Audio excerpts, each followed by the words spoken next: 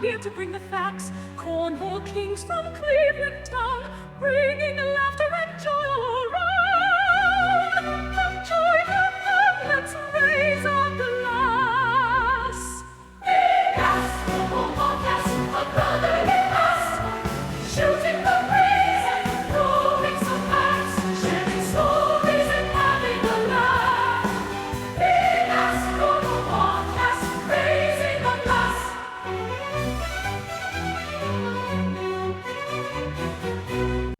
All right, welcome back to yet another episode of the Big Ass Cornhole Podcast. Sean and Dane are with you as always. What's going on, man? Not too much. We're a little schwitzy. We were outside throwing some bags. Look at that. Happy 4th of July, man. Happy 4th of July. Yeah. It's one of the greatest times of the year. I do love me some 4th of July. We're going to have to rank holidays, I think, again today. Okay, we All can. right, we're going to get into that. All right, but before we get into anything else, we have a busy episode. Dane, do what you do best every single week. Let the folks know what we're sipping on tonight in our favorite segment called What You Drinking. What you drinking? Well, my lovely wife got me just a assorted 6-pack of IPAs that she just happened to come across. And Nice. this one's from Fatheads Brewing. It's called Bonehead. It's a double hoppy red ale. And let me tell you, I've never had like a double anything with a red ale. This one was freaking great. So this is probably an unpopular opinion, especially around here. I'm not a Fatheads guy. Yeah. I haven't really found one that I like. They have upped their This game. is okay. though. This is okay. Yeah. Like it's good, but like the Headhunter IPA, I don't And that like thing's it. Man. won so many awards. I'm Dude, kind of I there don't with get it. you. I It's just not- don't get it. It's man. not one of my favorites, but It's okay. some of their newer IPA game is definitely better than what it's been. So Okay. I'm Well, I would trying hope to so. You know get what I mean? back into the game. Yeah. Do you think it was just like kind of like an OG? So exactly? it just like I think has, it like- was the first one that like slapped you in the face Okay. with hops, and hop enthusiasts were like, "Oh, hell yeah!" Fair enough. But you know, I get it. But over at Fatheads, yeah, Bonehead. If you see it, grab it. It's delicious. But like if Fatheads wants to like sponsor us or something, love your stuff. Love your beer. Love it. Love it. I will drink Great. it every day. No problem. Really big fan. Yep. Awesome stuff. All right, well, Cornhole family, we have more audio gold, like always, planned for you all today. We have bags. We don't have bags to review this week. We have our power rankings. That we do. All right, so we're gearing up for the national. So we're going to do power rankings, and then following that up is going to be a draft with former ACL Pro, Mr. Jay Rubin, Heck yeah. who just knows his stuff, and we have a really good discussion. It was a really good time. And it was nice because he just got back from seeing the best of the best. Yeah, He was man. out there in It's just- Milwaukee watching everyone throw, so he knows who's throwing well. And Yeah, so the three of us. it was a great draft. Again, I love doing the drafts because it gives you an opportunity to say a little something about a whole bunch of people. Yes. While kind of covering the event. Like you can see who we think is going to do well in this event based on like where we draft them. Yeah, You know absolutely. what I mean, so I do really like that format. We have a dramatic reading, gangland style. Gang. And then we're going to be joined by ACL Elite player. He recently made his broadcast debut, Spencer Fabionar. Yep. And he signed a scholarship at Winthrop University. So we were joined by their head coach, Dusty Thompson. Heck yeah. Hell yeah. It was a great interview. So I hope you guys enjoy it. But before we get into all of it, we're going to let you know what's going on in our Cornhole lives. In a segment we call In and Around the Hole. Are you too good for your home? Answer me! So what's going on with you, man? Not too much. Had my birthday this past week. Oh, yeah, man. Yeah, happy 35th birthday. Thank you. Jesus. Thank when you. I could not believe that. When I did the math, I'm like, Yeah. Jesus Christ. Like, I know how old I am. So, like, it would make sense that you're 35. Yeah. Do you feel 35? No, not Okay, at all. that's what I tell all people all the Yeah, time. I'm like, I don't know. Like, I could still go 25, I feel like. It's, I feel like I haven't started getting that old. Little tweaks and, aches Yeah. and pains here and there. But besides that, man, I feel good. I turned 38 in September. Yeah. And that's when I think it's finally going to hit me. Like, I'm almost at 40. Yeah. Like, even when I turn 37, It's time I'm to like, start planning the 40th birthday. is right, that's what I'm hear. saying, man. All right? Like, it's freaking, I don't feel that old at all. No, and I think we both kind of look a little young. I hope don't- so. Like, I mean, If my I beard, keep a hat on, yeah, for sure. my wife doesn't do me any favors because everyone thinks she's my daughter, and then my beard is obviously it's just growing thicker and thicker, so that doesn't do me any favors either. But all in all, I feel like You still I have the look fairly boyish young. charm, Yeah, I try. Uh, But yeah, so I had the birthday on Thursday. Okay. I golfed Friday morning. Oh, you good? I did. Glad you got we'll out this get there, weekend. Sean. All right, we'll get there. So I golfed Friday morning, bright and early. See, I can make the bright and earlies. And dude, I'm telling you what, man, everything was clicking. It was a great round. Played out at Springvale, local here. It's a fun course. I played from the tips and shot a 74, dude. And it was like one of those rounds where it was everything was easy. Yeah. Except like I wasn't giving myself easy putts. Everything I was hitting the green was like a 20-footer. Like I couldn't put Doesn't it close matter. to the pin, but I was still like lagging up beautifully where I didn't I have like to to worry about a consider second myself a putt. good enough putter where 2 putts should be enough. Yeah, and Don't that's get me kind wrong. of how I I'll was all three-putt day. everyone. I'll 3-putt with the best of them. Yeah, But for the most part, I'm a pretty consistent putter. yeah. And even like that held true. I mean, it was a beautiful scorecard too. So Good. I started off par, then triple bogey, Nice. and then birdie, and then pars the rest of the way. No shit. Just solid pars the whole way. Yeah, and it was dude I was playing with, like, That's when golf starts to get fun. Like when Yeah. you start to play well, and not like that you're PGA Tour level, but like you said, when you're getting greens in regulation. Yeah, exactly. When you And start that hitting was greens the in key. regulation, it is a fun game. my to play. irons were like, my percentage was probably only like 5%. And I usually play a 15% fan, where Yeah. I'm like not mad at it if it goes 15% right or left. And yeah, I was about like 5%, which was really good for me, especially with the iron game. And then driver wise, I'm just kind of on point right now. It's very, it's probably the best I've ever hit my driver. And then yeah, short game, I didn't need it much, which was also a nice change. Yeah. And you know what was different? Playing from the tips, like I got to use different clubs. It wasn't driver wedge all day. Yeah, man. And I actually quite enjoyed that a lot. Like having to hit a solid 6-iron, and it just makes you think a little differently. Yeah. And instead of seeing like 75 yards every single time, you're like, but yeah, it was a great round. And then Saturday we went out, partied, went to Pins Mechanical, Yep. got some duck pin bowling in. Met you guys out there after the kids went to bed. That you did, and I was already well on my way. You were well on your way. I blame some of the people involved there. I was maybe snuck several shots that I did not want to take, but it is what it is. You were in a great place. You weren't like sloppy. No, though. I don't- I know you well Yeah. enough that I could just tell that you're Yeah. feeling. But you're a great drunk though. Exactly. You Like, really I don't are. get angry. You I'm just don't, kind of man. carefree and just go with the flow with I would everything. say you're like you're at your happy level. Yeah, exactly. Like, that's you just that's get why happier. it Yeah, doesn't it's- bother me. Like I know I didn't piss anyone off, but it's No. still like, yeah, I don't know. I was just got a little more drunk than I wanted to because we had a tea time scheduled on Sunday morning. Sunday morning. at 6:45 that I scheduled AM. a.m. And like I was like, yeah, whatever. We'll go out, duck pin, be home by midnight. No problem. I'll be there. Yeah. Well, I didn't get home till 2. So that was the first nail in the coffin. Second one was I didn't set multiple alarms. I set one and vividly remember waking up and turning it off. And then next thing I know, my wife was waking me up and it was actually 6:45 on the nose. Yeah. And she's like, what time are you golfing? I'm like, right now. Then I called you and told you what had happened. And I was very pissed and bummed because I don't get to golf with you very often. So it sucked. So my apologies, but we'll get around in soon. It's all good. But Yeah. how did you golf? Dude, it was hard because so Dad and I finished even par on the day. We just did a 2-man scramble, Yeah. right? Just like we just both want. We were planning on doing a 4-man scramble with you just to see how low we can go Yeah. with it because we thought Gabe was coming too. So we both hit decent drives off the first. So I left it up to Dad. Do you want to do it or not? And he's like, yeah, screw it, why not? So I think we first hole parred pretty easily. We both played it pretty well. Going into the second tee box, Dad's like, well, why don't you see if the other guys want to just do a 4-man scramble? You know what I mean? Just Yeah. nice and easy. I don't know about people out there. I'm not like Tommy try hard on the golf course. Like I want to, we're like out there it's to just fun. have fun. It's fun when you play well. Yeah. But like I don't give a flying fuck about your handicap or any. I just don't personally. Like, I'm not going to fucking tournaments. Like I just love it because I love the game. Like I truly do. I think that's what's made me a better golfer. 100%. Is just not caring about it and just going out and enjoying myself. So I go up to the tee box, and the first hole was not great for these first two guys, right? And the one guy literally would stand over the ball for a good 45 seconds to a minute. Every time he would stand over, plant his feet, then he would check his grip, and then he would just stare at the ground. And then all of a sudden he'd start moving. I mean, you couldn't like muster up one massive fart and record it. Dude, like... You had 45 seconds, Sean. That would have been hilarious. So the guy like triple bogeyed the first hole, right? Yeah. And I'm thinking, fuck me, Here we fuck go. Dane, because this is gonna take a 6-hour round now. And his buddy was no better.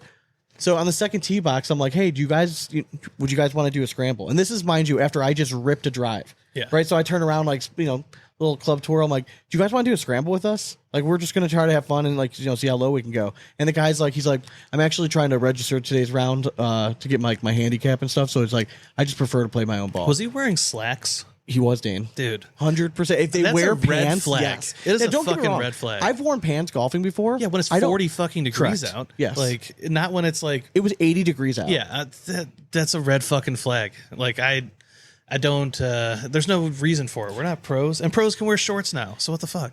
Who's what's the bougie city on the west of Cleveland? In Avon Lake. Dude, you nailed it. Yeah. Fuck yeah. Yep. All right. Yep. So that gives you the vibe of the guy Yeah, for sure. that I was dealing with. Just he probably, and so I asked him, like, probably 9-10 holes in, we're sitting around the tee box. I'm like, so what do you guys do for a living? At this point, like, I'm a little annoyed because he was actually turned out to be not that bad of a golfer. Hang on. Can I peg what he did for a living? Was he in hedge funds? So he didn't say he had a job. He just lived at home. Oh, okay. So no, I you know what? think he He's was young. Yes. Living with mom and dad? Yes. All right. For sure. There we go. So I asked him, like, what do you, the one guy's like, oh, I'm an electrician. I'm like, fuck, hell Sweet. yeah, man. Hell yeah. Awesome. And I'm like, what about you? And he's like, I don't currently job. So I made a little joke. I'm like, oh, that's why you get to play so much golf. Ha ha ha. He's like, exactly. Now, mind you, in my head, I'm like, I have 2 kids. I've golfed 3 times this year, and I'm like, I could probably butt fuck you. Yeah. But he ended up being not a bad golfer. He probably finished the round like, I don't know, like 8, 9 over. Like, it was actually pretty solid. So that's what me and Dad were saying. At least if he's standing over the ball for 45 fucking seconds, you better hit a good shot. Yeah. And not walking up 20 feet and hitting the ball again. So, but overall, we finished even par. I'm just, Dad and I were just not making it easy on ourselves because neither one of us, again, I have new irons. I'm getting used to them. I would hit really good shots or I would hit really bad shots. And Dad was just a little off, but we chipped and, like, our short game was just amazing. So but we were like scrambling for par every fucking hole. But I mean, I do love a good chip fest, though. No, it was. If you're on chipping, like, and it was the could be worst. fun. It was the best thing in the world for me because the last round I was out, I had the chipping yips. Yeah. Bad. Like, was yipping everything right. So I went home and practiced. So I'm like, So the practice paid off, though? It did. Good. It did. Yeah. I just need to go up and hit the first shot. And I'm like, all right, you're a fucking retard. It's fine. Just stop freaking out. Your mental case. But yeah, it was fun. It's nice to get out with Dad and, but it was fine. It was just a busy weekend. Mm-hmm. And then today, so today at work, I had a break. Like, I had a patient cancel and then I had lunch. Yeah. I'm like, I kind of want to get a haircut before I go on vacation. Let me stop over there. And so I get greeted by this guy. I just went to, like, a Great Clips or something, Yeah. right? There's no wait. Walk in, there's this big dude there, right? And he greets me. He's like, I'm going to cut your hair. No problem, whatever. We sit down, we start chopping it up. And I remember thinking to him, I'm like, this guy's a strange cat. Yeah. But he's nice enough. He's making conversation, and it's during the day. I don't mind. I'll chop it up with you a little bit. Mm-hmm. But he has, like, he's super into comic books. Okay. And he's into like DC. So right off the bat, I'm not your guy, Yeah. right? Like, that's not my wheel. If sports, something like that, cool, we can have a conversation. Even little politics, sure, I got you. But, like, when you get into the comic book stuff, I was lost. So I just tried to sound interested. But this guy did not shut up. Now, mind you, I have a podcast. I don't mind talking myself. Yeah. But this guy would not give me a second. He just rattled off. And then we were 90% done with my haircut. And he's, like, finishing it up. And I'm like, man, this guy's a little weird. And he finally says it. And he's like, yeah, I grew up not very popular. I was dealing with autism stuff, And, like, just stared at me. I'm like, I could tell. okay. You don't say. And then, like, Couldn't tell. I felt like such a terrible person because I'm sitting in my chair and I'm like, they let him have scissors? Gave you a great cut, though. He did, though. Hey, And that's what I nothing told wrong him. I'm with like, that. so he's into drawing and stuff. Yeah. And he's like, I like cutting hair because it allows me to be creative and stuff like that. But the attention to detail, like, I don't think this guy missed a hair on my head. Like, he was good, man. But, like, I'm going to need the name of that. dude, Great he's really Clips, cool, right? man. I gave him a big tip Give me and the stuff. location. And he's like, I think you made a mistake. And I'm like, I didn't make a mistake, man. He's like, Yeah. you gave me a $30 tip. I'm like, yeah, you're Dude, good. I always tip. Fuck yeah, man. Like, I Yeah, get it. anyone that cuts my hair, I tip them well because Yeah. my life is in your hands. All right, you're Yeah, literally for holding sure. scissors to me this And entire listen, time. it was like, enjoyable. He got me in and out. I didn't have a fucking wait. I sat down. I was done in like 15, 20 minutes. Out the Banger. door. That's exactly what I needed. And it was entertaining. Well, next time he gave me a story. I know far more about comic books, so I could definitely have a I conversation. told him that. I'm like, now, if my brother came in here, you guys would be awesome. But like I'm gonna Might be not taking smile. a road trip. I got my haircut too, but it's all right. We'll maybe next time in Fair enough. 3-4 months when I get my next haircut. Fair enough. All right, so enough about And again, we the also threw autistic today, barber. just real quick. We threw today. Not much to say on it. Yeah, it's been a minute since I've really thrown. To be Yeah. honest with you, we haven't had very many bags to review. So I've had these the next set of bags that we're reviewing for next week, Burley bags. Yeah. Besides that, like it's kind of this weird time where everyone's saving up for the next Throwdown year's time, stamp yeah. and the Like- throwdown bag. So there's not a ton of new stuff that's out there. So it's been slower, and honestly, I've been busy. Like I've really enjoying golfing Dude, and and summertime, coaching man. t-ball, and Yeah. just we're never home. I have not even busted out my own board since the weather's been nice at my house. Yeah. Because like Just saying something. we're either recording or I'm trying to go to the gym, so I'm not 400 pounds by the time I'm 40. You know what I mean? Like Yeah. so, and trying to keep all that shit, and it's like it's just so tough, like keeping that shit up. Oh, we both heard something like a voice upstairs, and it was just Dane's just my wife. Yeah, it's all good. Just her and the dog just getting Just getting crazy. yeah, you know. But yeah, so this week, This week. if you're listening to this on Wednesday, yeah. 4th of July is tomorrow. That means the ACL final chase is kicking off. That it is. It's a kind of like a 4th of July tradition that they always have some sort Which of is a just- national event there. Which, if you're a pro, kind of sucks. Yeah, because then I your whole hate it. holiday is spent like working. Really. And I've never been able to make it to one of like at this time. I never because will. I always never exactly, will. Never. Unless we're paid. But like True, besides but that, I mean, again, there even are then would ways. be I don't hard. want to say never. Yeah. Yeah, But even but- that would be hard. Yeah, but it's even hard to follow it because like I'm typically on vacation or like I'm out on the boat all day or something. Yeah. You know what I mean? Like I'm not sitting around the TV on 4th of July watching this stuff. Very true. No, I won't be either. So Luckily, I'll be in the car, stuck Yeah. in the car driving, and I'll probably be the passenger princess. So I'm just gonna Lucky just you. just throw it on the live stream. And so Wally looking for some entertainment, maybe Jake Brandon if you're there too. check. Hey, Check him out. hook me up. So leading into this, again, we said before, we're following this is going to be an interview, or not an interview, but like we do with the draft with Jay Rubin. Yeah. But before we get into that, the last 2 weeks I've dropped power rankings. Mm-hmm. So updated power rankings for singles and doubles. I haven't even asked you about your opinions on them, so I'm Yeah. just interested. So we'll go through the power rankings, singles and doubles, and then we got dramatic reading. Yeah. All right. All right, so let's start I off like with it. singles. So I dropped the singles power rankings. Overall, there weren't too many people chirping about like who was on the list overall. Yeah. I'm trying to remember if there was really specifically anyone that was left off because I added like the one person made a comment the fact that like Devin Harbaugh wasn't on the list. If you read the article, he was on it. It's an honorable mention. Mhm. All right, but again, like sometimes winning a bracket and stuff like that matters in this situation. So Yeah. you just keep that in mind, and like that's what I kind of deem as important.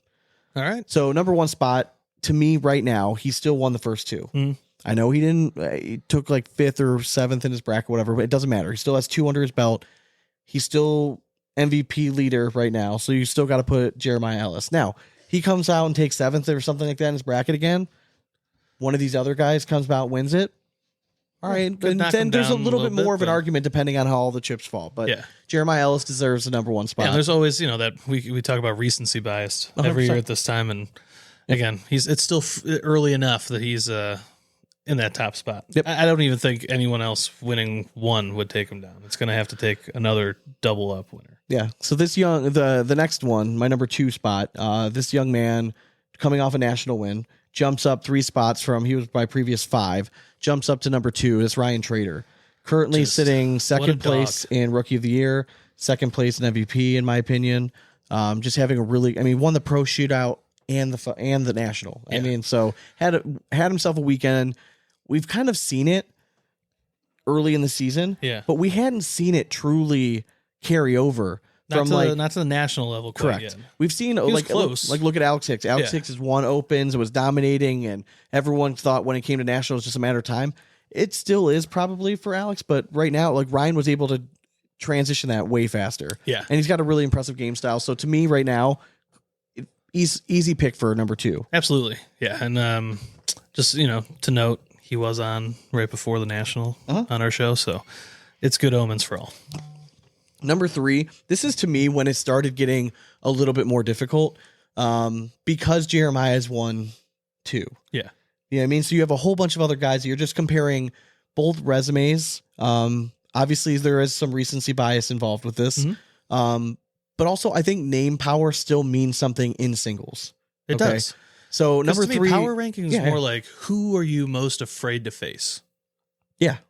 Like, who don't you want to face most at a tournament? And this is the list, right? I do it as like, if I had 10 picks in the draft. Yeah. These are like, to me, if you like, I think this is like the order that I would probably pick them in. Maybe up or down a spot. Like I said, like in a draft is different. You'll hear this later. In the power rankings, I give a bump to somebody that's like won their bracket. Yeah. All right. Somebody that is coming off of a really, or they're just been really more consistent over time. You know what I mean? Like I give them more of a bump for recency. But my number 3 guy is Gavin Cano. Been knocking on the door all season. Didn't have the greatest national last time, but when it comes down to it, if you're looking at overall resume, he still deserves that number 3 spot right now. And now another poor like another average showing. I mean, he can fall down the list again. For sure. And that's kind of been his MO. He looks like a world beater, like where he's the number 1 player on the planet. And if Jeremiah Ellis wasn't here, like maybe we'd be talking about him at number 1. Yeah, very well could be. But that's not what happened. Didn't happen. So right now he's sitting at number 3, still top 5 player in the world. I wouldn't want to play him. No, I would not either. My number 4 is one of those, he hasn't really shown up too much yet this year, but I still think that he's still one of, if not the most talented guys. Reigning MVP, is having a better singles year than his pro partner. So I think he deserves to stay up there. Again, maybe it is a little bit of name power that matters for this, but in power rankings, again, I think that matters. So I'm going to go with Tony Smith in 4. Okay. This was the one, like, yeah, I mean, I would probably end up putting Tony Smith at 4 there too. I totally agree with your first 3. But this is where it starts getting a little sticky to me. Because you go Tony Smith and then you follow it up with a guy that's, again, coming off a hot hand, and Trey Birchfield. And Trey Birchfield is number 5 because if you look at his finishes, consistently gotten better. Yeah, so exactly. I like seeing somebody that's trending in the right direction versus the opposite. Somebody that started off really hot, but then every national their finish has gotten worse. Again, that's just me and how I come up with it. But I would actually slide a young buck up there, and I think I would throw Braden Wilson in right there. Yeah, again, so Braden is kind of back in the news just now because I'm trying to remember what exactly his finish was. So I know obviously he made the broadcast. He won his bracket in National 1. Yeah. And then National 2 wasn't a great finish, I don't think. And then I believe he had a solid run at National. So I mean, you can definitely make that argument. Yeah, and I think like just with how good across the board he's playing with between singles and doubles. Correct. I mean, yeah, I think he's scary. But again, it's kind of that's why he made my list. That's yeah. why he still deserves to be on the list. I agree. My number 5 again was Trey Birchfield. Number 6 was Jamie Graham. Yeah. Again, like he's been up and down, but every single time we try to like forget about him, then he comes out, wins his bracket, or he wins the whole thing. And this is like Jamie Graham time. Correct. Like, this he is when a world championship, alive. end of the year kind of guy. So this is one of those that like when we're drafting, like I would like Jamie Graham to be on my team just because I think that. Again, he's done it time and time again where he just turns it on at this time of year. So, yeah. Number 7, Alex Rawls. Again, just about as consistent as they get. There's really not a whole lot to say about that. Yeah. I don't think you can really argue about my number 8. It's somebody that you've been kind of the leader in the clubhouse for just Logan Chamberlain awareness. Yeah, I'm trying to just, bring light to the good cause. And if you look at his finishes, like he has been very consistent this year. He's been knocking on the door again. I think he's really close. So I think he just definitely deserves a spot in the top 10. And he's a guy that just like when he's clicking, like everything is awesome. The subtle references. I know. Number 9, Braden Wilson. Well, we just said before. The little dude. I'm glad that he made your list. I just like I don't know. I've watching him throw recently. Like he scares me. I mean, there's 3 rookies in the power rankings in the top 10. It's crazy, man. And it's crazy to think that Braden Wilson, after how he started the year, might be in 3rd place right now, and it probably is a rookie of the nuts. year. Like that's crazy with having that much success, and you're like maybe in the discussion kind of thing. It's but pretty I mean, wild. if he puts up another good one and has another good one in doubles too, like he's going to be right up there with Jeremiah. So we shall see. Rounding out the list, Adam Hissner. Again, just after the start, after winning his bracket, National 1, National 2, even with a hiccup Yeah. and National 3. Like you can't have so much recency bias where you're just kicking him off the list. The guy's just been on fire this year.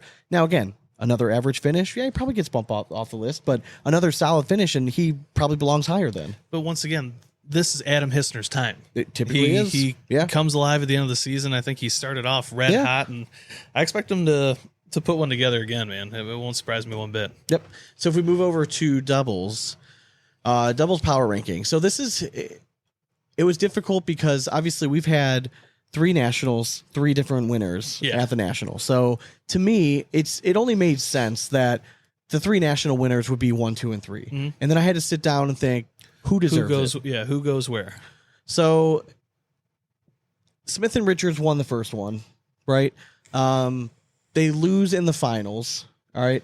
So if I had to really think about what I did here, I probably would make one change on this list. Yeah, and I was thinking the same thing. So right now I have in number 1 spot Halbert and Trzynski, number 2 Ellis Hart, and number 3 Richard Smith. If I really had to do this over again, I'd probably have Richards and Smith at number 2, only because they made the broadcast again and they lost. But their one poor finish was really fucking poor. It was like 14th in their bracket.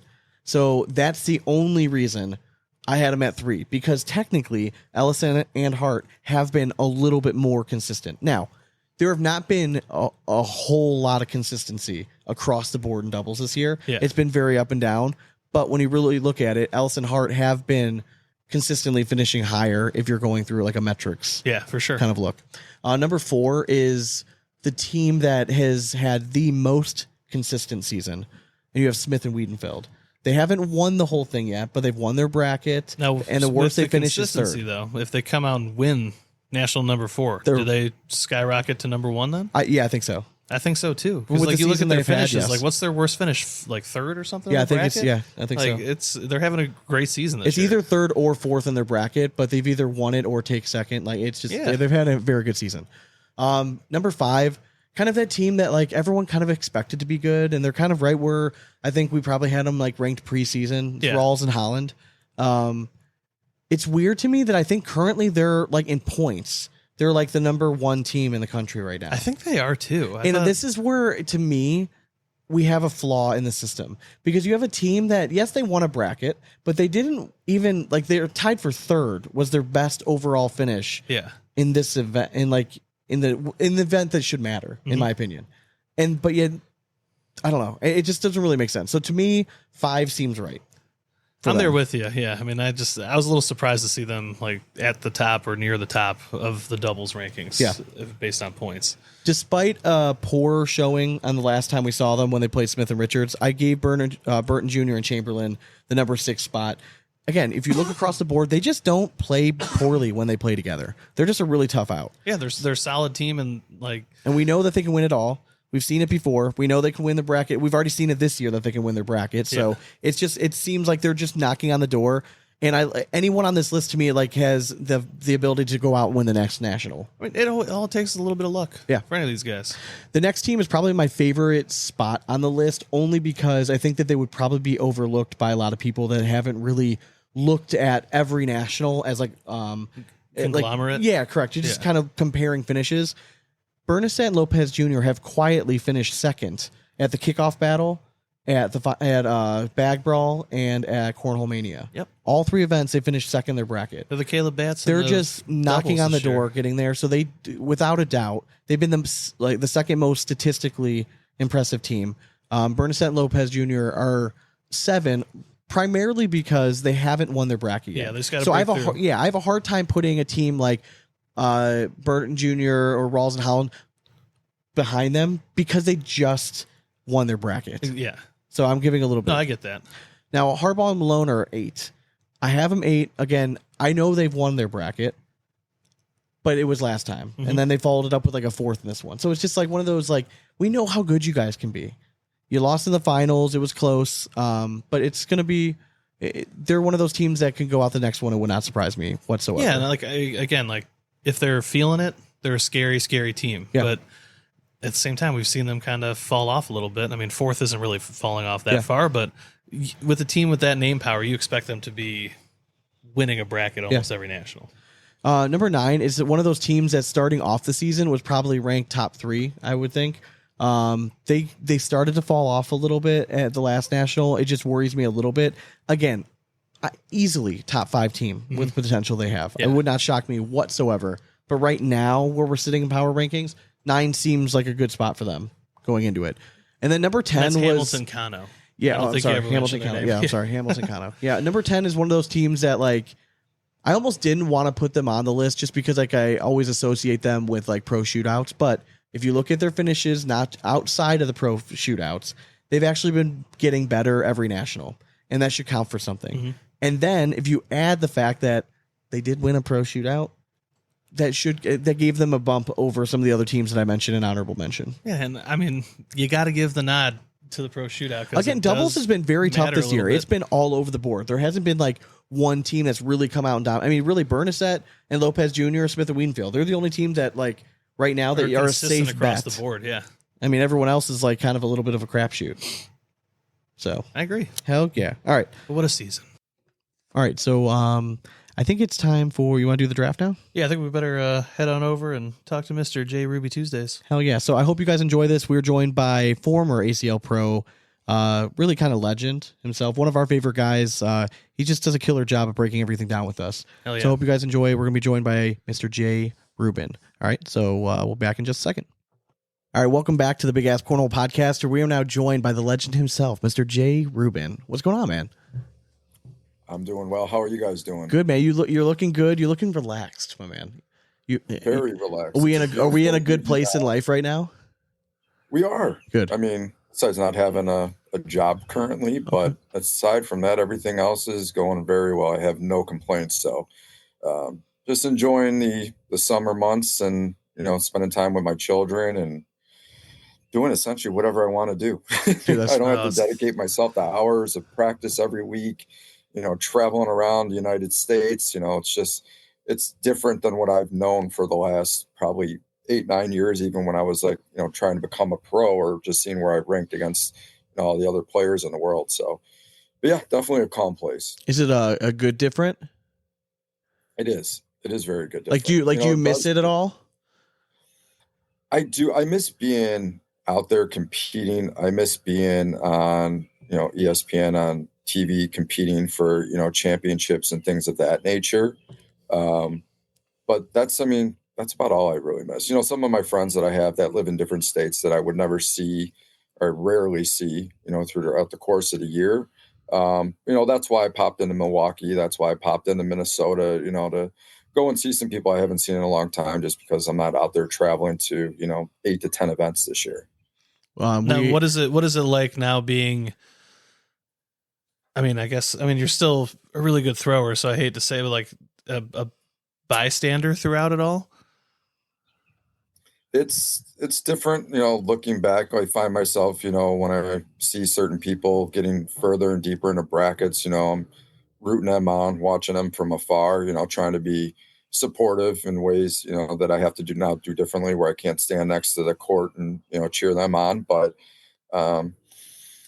it just comes with the territory. I don't know if there's going to be a comeback in the future, but, for now, that's what I'm going to enjoy doing. Okay. Hell yeah, man. Well, there's two guys that I've always said cornhole's better with. It's Jay Rubin and Chad Webb.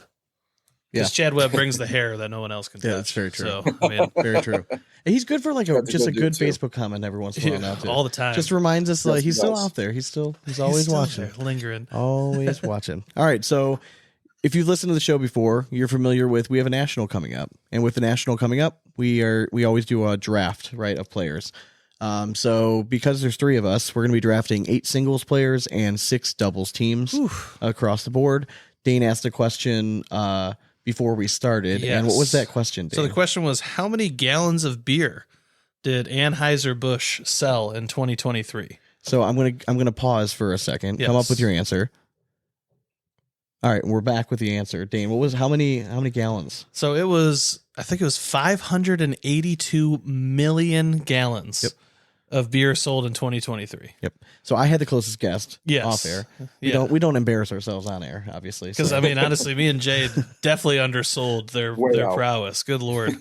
Yeah, we did not touch the millions. So I have first pick in singles. I decided we're going to start with singles. So this guy is currently ranked number 1 in my power rankings, but he happens to be number 1 in the Who cares ACL. about those? He won the first 2. Last one was okay. You know what I mean? I think he's going to be looking for a little redemption. It's hard not to go with Jeremiah Ellis for the first pick, at least for this one. Fair enough. Yep. And I will follow it up with the future Rookie of the Year winner. You're good. And I'm going to go with Trader. Okay. Wow. I was hoping he slipped to me, but I'm going to go with a guy that has been knocking on the doorstep in Gavin Cano. Love it. And Gavin's, showing that he's making those deep runs in those brackets. Doesn't matter if he loses early or if he makes it to his king seat game and then, he's fighting to get on TV in that Final Four playoff. But, I really like what I've seen from Gavin this season to potentially break through, and he's due to win a national. We're all waiting It's gonna for it. happen at some point. Yeah. It's not an if right now. It's a when. He's got the game. Then Jay, you got another one up too. You get to go back and back here. You know what? I was kind of torn where I was going to go with this one, but I'm going to go with another player that is inching closer but hasn't broken through, and Devin Harbaugh. Nice. And Devin is another one. He's winning those, opens and singles. I feel like Devin's time to come and actually break through will be at this season, and I have a good feeling that it may happen at this national. So I'm going to go with Devin with my next pick. You love that second place spot, man. It's just, I mean, you're looking for a bracket winner. I couldn't agree with you more. But I think right there, at least in my world, you just named the 2 guys that, like, if I was going to ask you who's the best player in the game right now without like a national title in singles, I mean, those 2 are definitely in the conversation. Oh, right? absolutely. Yeah, I would agree with that. Yeah. 100%. Big Dane. I know. So it's tough. I know, because I don't know if I want to go with the guys that have been around it or someone who I think has a good chance of winning it. You know what? I'm gonna. You can't make the decision. I know, it's because tough. you're not going to get them probably. I know. I'm all right. Much along the lines of the last 2, I'm going with the guy that I've had my chips in this basket all season. Okay. And I think it's time. Okay. Logan Chamberlain, win me something. I think he's right there, knocking on it, and I just put it all together, buddy. You have been All the right? leader of the Logan Chamberlain fan. I know, group this because year, you know 100%. what? I was let down so hard last year by my pick before the season started on who I thought was going to be Rookie of the year. rookie of the year, or not rookie, but the breakout player. Oh yeah. Okay. And Noah Almanza, I'll call you out. Yeah, you let me down last year, buddy. Logan, don't do the same. Let's do it. I mean, he's sitting 3rd overall. I know. He's having a killer season, a quiet 3rd place. I feel like a lot of people don't realize that he's throwing that well. So to me, it's just it's a matter of time. Jay, what do you think about the pro standings now, including finishes in the pro shootout, round limited stuff? Well, I like the fact that they at least made it double elimination. Okay. Versus single elimination, because I feel like that would completely skew it. Yeah. It is round limited, which if you're going to put something toward a pro standing and you're playing to 21, I don't know if I would put that in there. I would almost keep it to separate entities that it once was. Mm-hmm. But I understand the logic behind it. Could you just weight it differently, maybe? Yeah, that's what I think. Maybe just have the weight of it not be quite as heavy as a national, and just still have it impacted a little bit. That's what I think. 50% of the points or whatever. Exactly. Yeah, it doesn't have to be anything crazy, but enough that could, if you're really good at one thing, we always talk about Eric Davis just being this round limited guru. He's in the top 10 because of shootout right now. Yeah.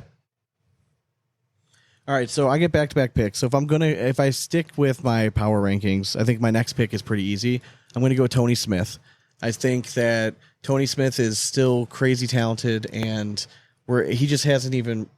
And that's who I was debating. Yeah, I mean, I just feel like it's just a matter of time. He hasn't really shown up, and shown everyone that like why he was the MVP last year. But you know, if it clicks for him, it's just good night. Yeah, and then this next pick, I'm leapfrogging over somebody in my power rankings, but I think that this guy, as the season gets on, and he typically follows up something where he didn't like live up to his expectation, typically finds himself on a broadcast. I'm gonna go with Jamie Graham. I like it. Yeah, it's just hard to pass him up, but he just doesn't seem like he has two nationals like with like average performances back to back. No, I agree. That's a really good call. All right, next up for me, let's stay to the homeland. Okay. Give me Birchfield. Yeah, I think he's throwing good bags right now. All right, so I got back-to-back, and I'm going to go with Mark Richards on my first one. Okay. The only thing that I don't like that I've seen as much, I wish Mark would kind of go back to what he was doing that made him really successful before. I know he's trying to incorporate more of a roll and a cut. And he had a couple good ones when he was shooting with Tony. I believe it was to get to the championship, the last one. But if you can just get rid of that or just pick his spots a little bit differently, you know, I think Mark can easily break through and just go out there and just run through a Nash. I completely agree, man. Yeah. I think like that's We basically brought what up we said. that same point. Was that last week or was Yeah. it just yesterday? It was last week. Okay. Yeah. Yeah, it was. You're just making us look. You're validating what we said, so I completely agree with that, 100%. I feel like when he added the roll bag, it's like it's sweet. Like at least you can keep it in your back pocket. But you used to be so. Dane put it perfectly. He used to be the best in the game. Where if you put a block down, he was so good at stepping out and banging that blocker out of the way and then just killing you with 2 points every round. You're like, all right, fuck you. All right, thanks. He lived with the two, and like Thanks. You should have put it in. And we get the believe me, I get the allure of the roll bag, yeah. the opportunity to hit like a 4 or 6 point shot. Like, yeah, it's very enticing, but he was so good at just killing you He with was twos. boring. Yes, He was exactly. boring, but And there's- boring was winning national championships. You know what I mean? Exactly. Like, go back to Was. boring. Like, be the aw shucks guy we all like. You know what I mean? Like, that's what you are. Like, just live into it. It's fine. There's nothing wrong with it. Oh, yeah. My second pick, I'm going to go with Adam Hissner. All Adam right. Hissner's had a solid season. Yeah. I really like what he's been doing. He's been going deep in multiple brackets as well, and he is someone that can break through both and the national side and the shootout side. And didn't he win a shootout? What was it? A year, 2 years ago when he won shootout singles? Yeah, I think Yeah. it was Frank 2 years ago. Mobley? Yeah, it was 2 years ago, I think. Mhm. Yeah. So Yeah, it was 2 he's years. another one of those players that can play both formats really well. Completely agree. That's why I like Adam Hissner. Oh, yeah. All right, next up for me, I took Birchfield. I'm gonna take his former partner. Give me Alex Rawls. All right. All right. So I'm going to stick with my power ranking list. All right. I can't put it out there and then not back and then, you know what I mean? Just keep it leapfrogging you over can. people. If you think people are fact checking you right now, He is a dark horse right now for rookie of the year. All right. I think he's the only other guy who can really put in on the ballot right now besides Trader and well, Ellis. he better start winning. Braden Wilson. All right. I guess I He could had a just type couple in great Wilson. pushes in that. Kid's championship super game, talented but and he's very marketable and he's well spoken. I mean, it's like you watch the kid play and you're like, Jesus, you're 12? Yeah, he's a next level kid. Yeah. I'm like, you're only He's 5 years older than my Like, we daughter. had- Like, there's no way. It's not because we knew he was good just from Yeah. word of mouth. Never had the chance to really see him throw that much. But then, after I've been able to see him throw a little bit more this year, it is very impressive. And people that I've spoken to, I'm not going to name names, but they're like, yeah, when you watch him just play in there, he's whatever. He's still a great pro, but he's like, he loves that stage. And then for him to go out there and perform and then, hit a couple clutch shots like that in that last round where he couldn't afford to really shank anything. Yep. I love that pick. This next pick is just I want to see it. I've kind of been like a critic of his, like especially in the round, in the non-round limited, like straight to 21. Right. I'm gonna go with Eric Davis because he's been getting better at every national. Like he just came off of finishing second in his bracket, the bag brawl. I mean, what do we always say? If you make it to the finals of your bracket, you at least have a chance to win the whole fucking thing. So I don't know. I feel like it's going to happen sooner or later, and I feel like this season he's trending in the right direction. So why not take a chance on him now? I like it. Yep. I like it. Dane. Next up for me, yeah, I still got some draft picks left for some dark horses, so I'll save those. Oh, really? Yeah. Okay. Um, Interesting. yeah, it is interesting because I mean, I'm kind of sticking with the theme and like going with like partners or former partners, but All right. I'm gonna go with JBJ. It's a good pick. It is a good pick. That was my next pick. Yes, it's a great pick then. I feel like I don't know, Jay. Like maybe you can analyze. Like when you watch a guy like JBJ throw, I feel like he's very because he's so long. Like I feel like mechanically, like any little thing, like really, it's just like I don't know, like over exaggerated with him. And I feel like when he was on his game, like every throw looked exactly the same. And like I think we saw Trey Birchfield go through that a long time, right? Like he was the nickname the robot, right? Every throw looked the same, then all of a sudden he was dancing all over the place. Justin's not doing that quite the same, but like it just feels like there's more movement than there used to be. It's not as simple. I don't know.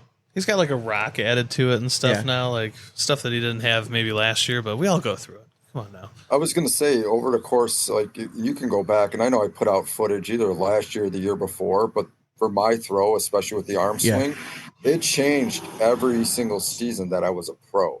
And I made those subtle adjustments based on what I saw that worked and wasn't working to try to perfect that. And, you know, that might be something he's trying to do to help himself and be a little bit more consistent, which he's still kind of fine tuning. For sure. But I mean, you were always a testament to the thrower, though, that like you can have a busy throw and be successful. Oh yeah. Now yours was very rhythmic and like it made sense. It's Some repeatable. of these, yeah, exactly. Some of these other ones are like the Birchfield like stumble and stuff. Like that was not. It never looked the same. That was the difference. One that strikes me, and I don't know why it came to my, because I love his throw because it's so unique, is somebody like Tyler Cobb. Because he has that big cock behind his back. It's like, are you sure that it's the exact same every single time? Like, I feel like there's just a lot of variables in a big throw really like is. that. I don't know. And that's why, to me, like, I watch a guy like Ryan Trader. It's so impressive. He's basically taking 12 steps on his way to releasing the bag. Like, there's so many things that could go wrong. Like, Wait till his hips start filling out. it's a little crazy, bit. man. You never I know. don't All right, It's crazy. Once mine got in the way, it was game over. Now I got to throw around like a radius. It's worse. Love handles, Jay. Love handles. All right. We got you for back-to-back picks here. All right. I'm going to go with somebody that just did it. Got to the Final Four, got to that champ, and Cheyenne Renner. Yeah.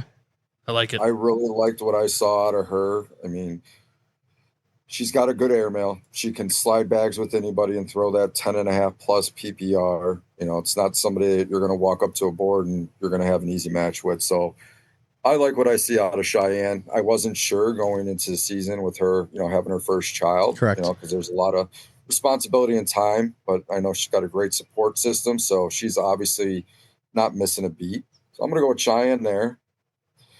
And then my next pick, I'm going to go with somebody that I thought would finish a little bit higher, be higher in the standings currently, in Fisher Hamilton. Yeah.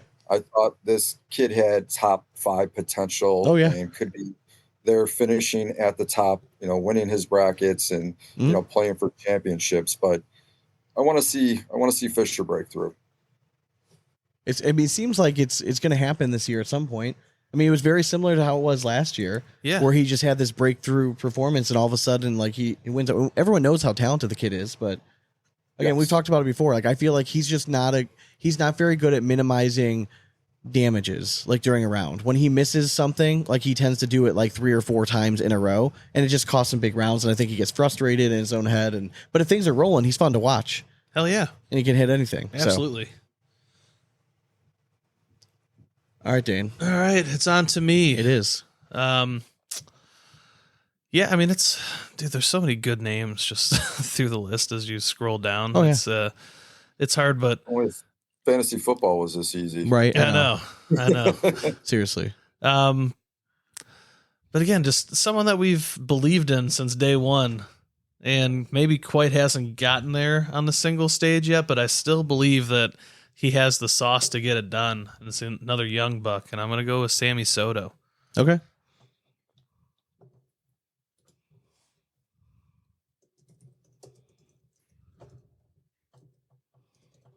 All right, Shawnee, up to you for back-to-backs. I feel like it's just a matter of time because he was so good last year that something's going to click. I'm going to go with Jacob Gore. Okay. I feel like, I don't know. I just have a feeling that he's going to find it again. I don't mind that pick. Yeah. Cause honestly, if it switches right for him, then he's and the last an one absolute is dog. It's another pick that I think he's just throwing really well right now. He's another guy that I feel like is just in a very good place. And if you've followed his season along, he's kind of gotten better, not in singles every single time. And he's part of like statistically, like the second best or most successful team this season, Steven Bernasette. Damn you. God damn you. I think he's a sleeper pick going in this weekend. You know what I mean? Like, I think that, I don't know. I just have a good feeling about Steven Bernasette this weekend. So let's just put that out there now. And I hope if he wins, I can't wait to clip this. Yeah, that was literally going to be my next pick. So if he wins, you better leave my clip in there. Yeah. Yeah. All right. Well, I'm going to go with my other sleeper that I was going to pick. Those are literally going to be Bernasette and this pick were my last two. So I'll find another one. But a guy that, again, might not be on everyone's radar. We hear a lot about him, but I'm going to go with Roy Ball. Yeah. The dude's putting together a season right now, and I feel like not many people have recognized it, but he's currently sitting top 10. This is rookie season, right? Yeah, 8th right now. And he's only gone up throughout the year, so I think he's knocking on the door. So, yeah, give me Chris Roybal. It's big for Arizona, too. It is. You know what I mean? Because they needed somebody else besides, like, now that, like, Zaft and Hadley are no longer, like, that those dynamic duo. I mean, like, you need somebody else out there to kind of, like, solidify that. He's kind of holding it down. Yeah. So, hell yeah. I'm cheering for him. All right, Jay, you're finishing up in singles here. All right. So I'm going to go with Jacob Trzynski. Nice. That's a great pick. Yeah. You know, he's got all the tools. He's got all the shots. He's had plenty of, TV experience now. I feel like Jacob could go out there and compete to win a title. My last one, Butcher. No, so that was 8. So that was 8. So your next pick will be the first pick in doubles. Yep. So that was 8. Doubles. Okay. No, that's only 7. Line 1. I'm sorry. You're right. Correct. I got you. My bad. You got one left. You're good. My bad. I was gonna say I thought I had one left. You do. I'm gonna go with my boy Ethan Walker. I had really high hopes for him going into the season. I've watched him play. I've seen his, some of the stuff he's done at Opens. Oh, yeah. A little bit on the national scene. I really love his game. I love his composure. I love the way he carries himself. I'm going to go with Ethan Walker. Okay. I like it. All right. You know what? Numbers don't lie. And this man we have talked about ad nauseum for the last 3 seasons about how well he throws a bag and he's never been able to get it done. Okay. Dylan Turpin. Oh. I want to see Turpin come in and win something. I've always been a fan. I hope to God he could put it together and finish it out. Yeah. So, Turpin, this is your time to shine, buddy. Make me look brilliant. Sean, your last and final for singles. Listen, I don't know if people paid attention, but he beat Matt Guy last time he played him on broadcast court. Give me Michael Hoffman. He's having a great season. Dude, he's been having a great freaking season. Yes, man. he is. And what a great guy. Oh yeah, one of my favorite dudes. A little bit of a homer pick, but that's okay. It's allowed. Yeah, it's our show. It's all right. It is. I almost took Eric Anderson. Shout out to our homie. That's what we should do tomorrow. We should go to his blind draw. Get content. We have bring the to mics. record. I know. Damn it. Mm-hmm. All right. Damn it. We All right. have So business to attend to. So we got doubles now. So Jay will lead us off in doubles. We're gonna rifle through 6 teams. All right. Oh man, that's a lot. I'm gonna go with Mark and Tony. Okay. I feel like it's as solid as it comes. Those boys are at the end of that bracket, or if not on TV, they've already got one under their belts. Yeah. Taking them. Smart. And I'm not going to make the same mistake twice. I'm going to take Hart and Ellis early this time. So I'm just going to get him off the list right away. Shanae for 2. So this is like the inverse of my power rankings right now. So I had these 3 teams, 1, 2, and 3, but just in opposite order. So I'm going to go with the reigning champions. I just like something about Trzynski. I think he has that it factor. and he's just had success on doubles. Tanner seems like he has that trust in him now, so I'm going to go Halbert and Trzynski. And then again, just still watching you try to spell Trzynski every time, which is awesome. That's why I just do TRYZ. That's all you There's do. no what. I don't even know if that's right. It's not, but whatever. It's phonetic. And then my next team, so I just released on Monday the doubles power rankings. So I was trying to come up with like some sort of like metric just to come up with like who's having like the best season, right? So to me, like the teams having the best finishes overall is actually Smith and Wiedenfeld. Yeah. Yeah, they've been very consistent. Yep. Thanks for taking my next pick. No problem. Spelled Wiedenfeld right, though. Hey, you have the second pick in this round. I do. How was that? Yeah, look at that. All right, next up. You gonna stay on brand here? I was thinking that. But no, I'm going to switch it up. Because why not? Give me Malone Harbaugh. Okay. It's a good pick. It was a very good pick. I can't believe we haven't seen like more of Malone, because I feel like he just kind of lives on the main stage there. I mean, you figure they All made right. the finals, Cornhole Mania. You know what I Yeah. mean?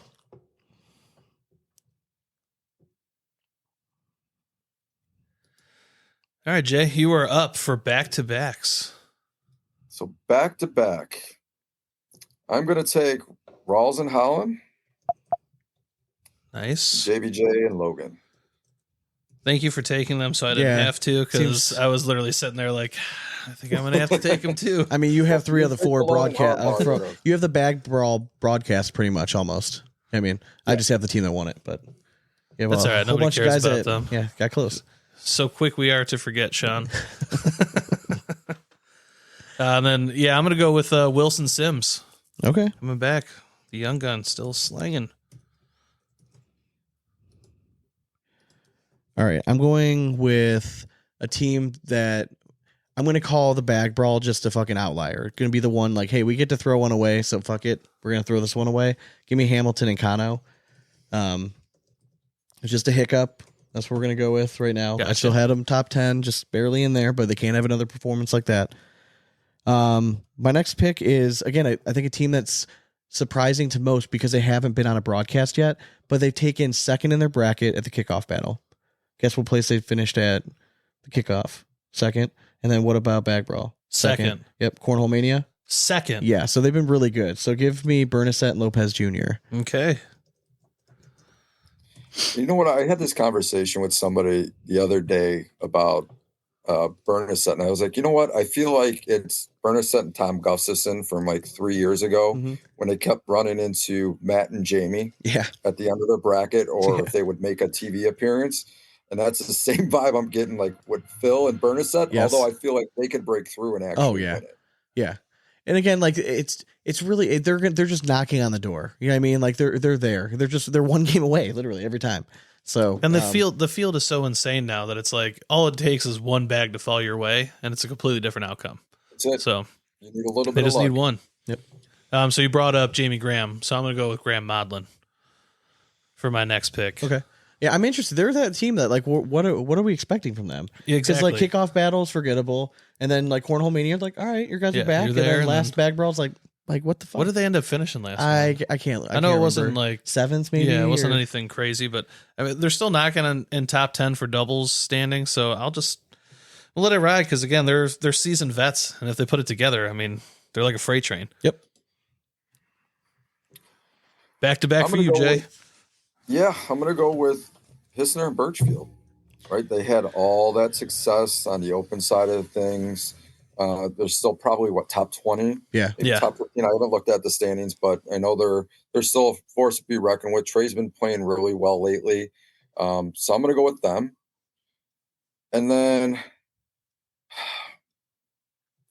am I going to pull the trigger and do it? I'm going to pull the trigger and do it. Give me Trader and Hicks. Okay. I love Trader's game right now. I feel like if Hicks can just bring it up a notch, not saying they're going to win the whole thing, but they're going to get themselves that much further into a bracket and could actually break through. What do you think's going on with Hicks? Because obviously he's still having a very good season. You know what I mean? Like he just we've all anointed him that we all thought he was going to be the first one to really break through and like show out for the junior side. It could be the pressure, being anointed the baby goat, right? He's getting older now. He's getting taller. I mean, correct. I think that's what it is. He's getting for sure. We kind of, to me, we saw it happen to Jackson Gore. Yeah. He got real tall all of a sudden and his game kind of suffered, but not anymore because he's my next pick with Sammy Soto. Okay. And I'm going to go with the other young bucks. See what you just did there. Right? That's called a segue.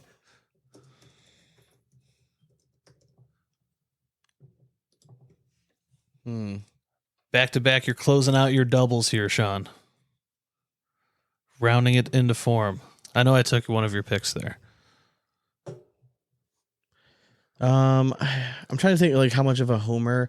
All right, so I'm going to go with one again just because I think they deserve some love. Mm-hmm. It's a team that I think has flown under the radar this whole season so far.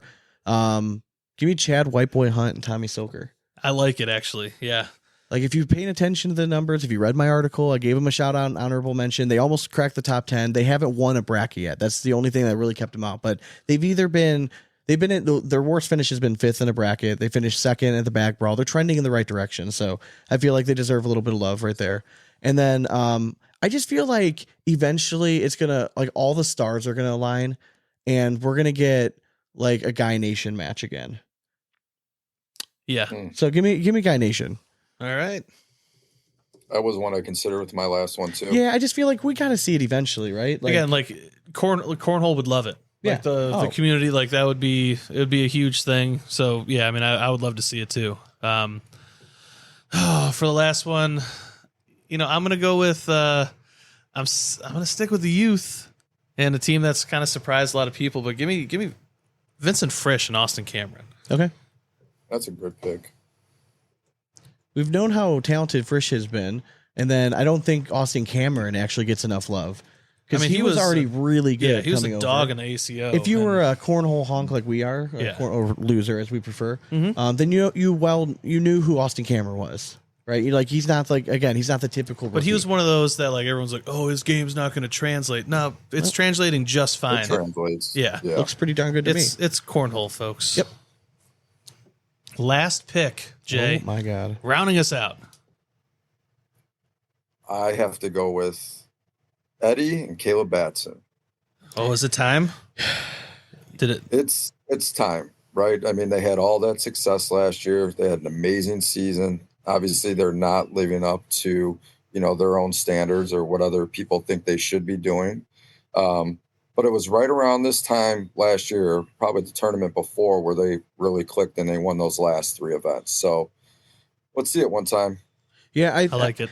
It's funny that you bring them up because somebody messaged me this week with like an explanation because I mentioned something about KB and just being off. And he's like, I really think that if you look at all these guys and their performance have dipped, it's because they're all throwing the lighter version of the bag now, and like came through this whole thing. And I replied, I'm like, dude, I think if you go to Caleb Batson's Facebook page right now, you're going to find out exactly why his performance has been struggling. Yep. And then you go to his profile picture and he's, got a new girlfriend and clearly he's got different interests now. So, I mean, it's just at a different point in life. We've talked about this. What's going to happen when all these young guns start growing up a little bit? We're finding out that maybe their performance is going to kind of go up and down a little bit. Yeah, absolutely. I mean, we saw it with Trey Birchfield, right? I mean, he was still having success in doubles, but in singles, he was, wasn't the guy anymore. So I don't know. Don't realize how difficult it is yet. And you haven't even sprinkled in kids and mortgage and life in general. Correct.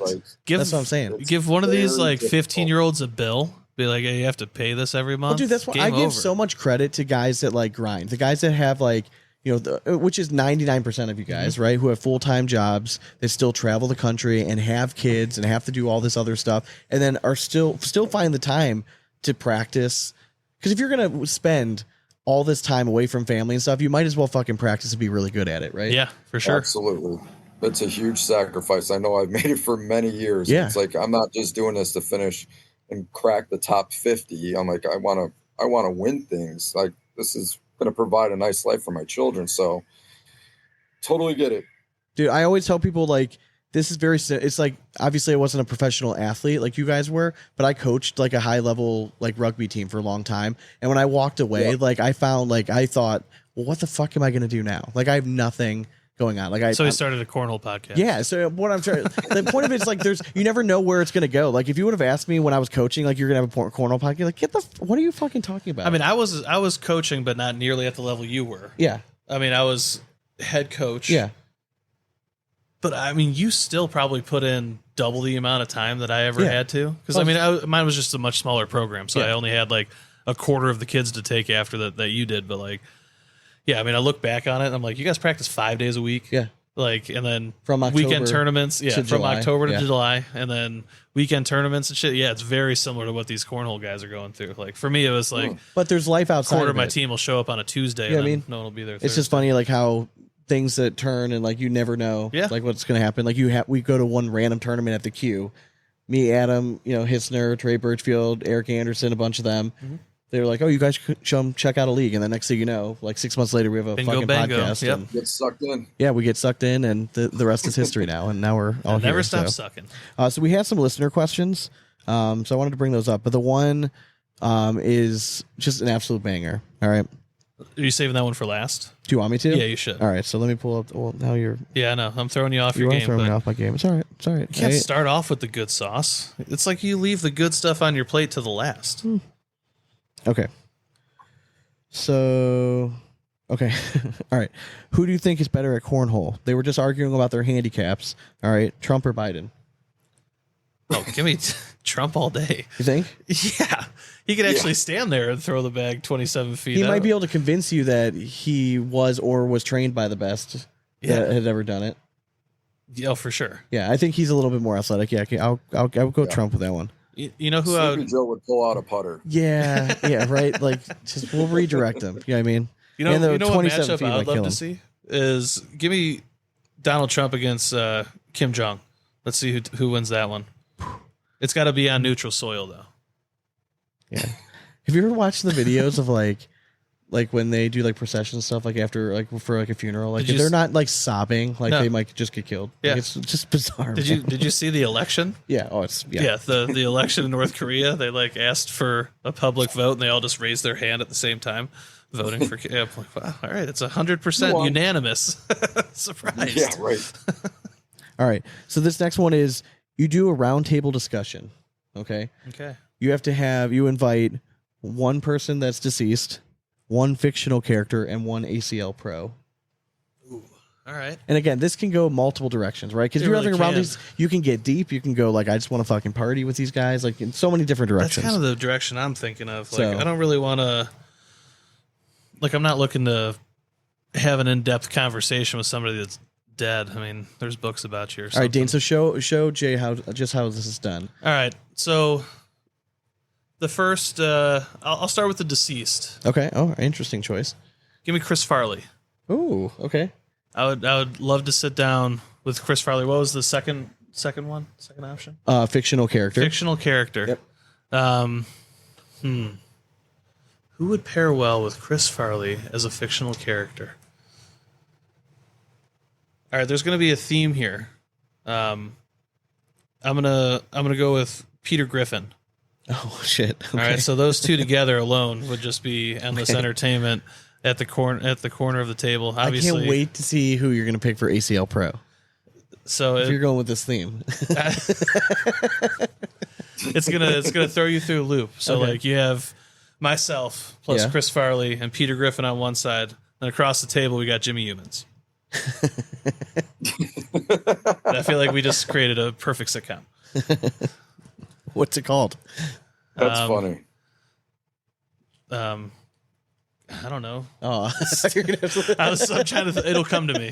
Give me a All minute. right, give you a minute. All right. Yeah, All right, Jay, let's hear it. All right. So who girthy sticks. Girthy Done. stuff. All right. There you go. Oh, so I'm having the hardest one with the deceased. But I'll start out with, I'll go Homer Simpson. Oh, okay. like it. Fictional character. Nice. Yep. So I'm going to go with Homer. I'm going to go with my boy Trevor Brooks. Oh, Okay. Jesus. That kind of night. Jeez. And this is where I struggle with the deceased, because initially I was thinking, maybe one of my grandparents or something like that. I think that's we would all take that, right? Yeah. Like, Right, agreed. right. So, I feel like that is the Correct. obvious choice. I really loved the Chris Farley one, and I didn't want to double down on that. I got to go with Tupac. That guy, okay. he was a little bit of an influence to me in my life, and different stages, and it's got music that kind of mirrors some of the things that I'd been through. So that's going to be my trio. Hell yeah. I like it. I went through down like a Tupac rabbit hole the one day. Like I had no idea he was like a theater geek forever. Yeah. Like no idea. Like, and I'm just like fell down that. I'm like, no shit. And then like they got me hooked. And before I realized like 3 hours passed. I'm like, what the fuck? What just happened? Well, this part of the thing with Tupac was like he was so mature beyond his years. Yeah. Like his music was so far beyond his age. It was incredible. Like the stuff he was pumping out. Yes. Yes, it was. So for mine, I'm doing for the deceased. I'm doing Robin Williams. Yeah. He was popped in quickly too. Here's why. I feel like he can obviously have a good time, right? Yeah. It's going to be funny. Or if you wanted to get serious, you know what I mean? Like He I feel can like do you that got, too. you know what I mean? For a fictional character, I thought of Indiana Jones. Okay. Think about the stories that motherfucker could tell you. You know what I mean? That's Like true. it'd be pretty sweet. You know what I mean? Like it's But hard we've to- all seen them. They're all in film. Yeah, but he could tell you the stories that aren't on film. So the closed bedroom door stories. You know what I'm saying? Heyo. Heyo. And then ACL Pro, this is where it gets tough because we've talked to so many interesting people on here. And I'm like, obviously I could sit down with like a buddy, like I would take Hoffman anytime. I would take Nick Williams anytime, but I feel like it gets boring. I've mentioned his name before. And You I heard feel, that first here. Nick Williams and Hoffman, he thinks you're boring. That's not what it said. I think that this guy, and I think when we interviewed him just like a few months ago, we both said afterwards, like, God damn it, we love this guy. Yeah. Like he's just make the interview so easy, and he's just fun and just a good presence to be around. Give me Steven Bernasette, man. Yeah, I do love Bernasette. Yeah, man, he just has a good vibe to him, and every time like we hang up, I always feel like I'm in a better mood after talking to Steve. You know what I mean? Like he's just a cool dude. 100%. You know what I mean? One of my good friends. Yeah, you know what I mean? Like he he's just a has a good very dude. cool guy. So I appreciate that. So shout out to you, man. And again, another guy that's been working his ass off, literally. You know what I mean? Like, Yeah, I mean he he's looks on phenomenal. he's on a journey right now, and every time I see him, like, God damn, it just gets better looking. I know. Every single day. Hell yeah. Every Oh, yeah. day. Well, Jay, man, always a pleasure. Thank you for joining us. We love having somebody on that like Thanks knows for their having me, stuff, man. and you're crazy popular, and your moment is gonna live down obviously in ACL history, and who knows, maybe you'll come back and create some more. It would be awesome to come back. A lot of things got to, go the right way for me to be able to do so. But I mean, I'd say there's probably a 25% chance for next season. I mean, listen. It's still a chance. Listen, as a cornhole It's still a fan, chance. Obviously, I want to see that, right? I Hell mean, like, yeah. I feel like you belong with like the top guns up here, and your name being mentioned and Yeah. everything. But to me, it's like on a personal level, as long as you're happy and if things are going well, then who gives a shit about it? The rest of it just doesn't matter. No, it doesn't. If I do come back, I'm not going to probably work a full-time job, and I'm going to dedicate everything to this and Yeah. invest in myself. So obviously sponsor dollars and, other things I would have to work out. But if I come back, I'm going to be fully invested because I know the competition's gotten better. And I'm, like I said earlier, I'm not trying to go out there and compete and practice an hour or two a day to crack the top 50, right? Correct. I want to get out there. I want to win. I want to make as much money as possible. So if I do it, I'm going to go all in. But thank you guys for having me. Of course, brother. I haven't seen you guys in a while, but it's always a good time when we get together. Oh yeah. yeah. I appreciate it. Yeah. Are you going to Spencer's this year by chance? That is still pending. Okay. I will not be at Worlds. Okay. Spencer's is pending, but Okay. I'm not 100% sure if All I'm right. going to do that. Well, Well, if if you're you in make it out, Spencer's, then we'll reach be out. there. We'll find All you. right. We're finally going. Finally. We are. It's time. Enjoy it. Hell Get used yeah. to the win. Are you happen to come down to Canton? No. Okay. I just shot in the dark. We're going to that one too. No. Because, it's in our backyard. So It is pretty much. figured we Have might the as well get children, out there. otherwise it would be up for consideration. Yep. All right. So, hope you guys enjoy the draft. Stay tuned. You're going to be listening to an interview with Dusty Thompson and ACL Elite player Spencer Fabionar.